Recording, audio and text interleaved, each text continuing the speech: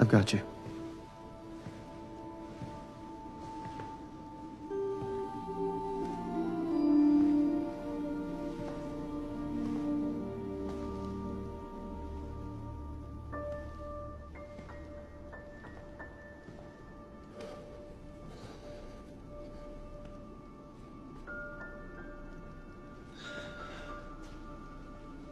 I'm sorry.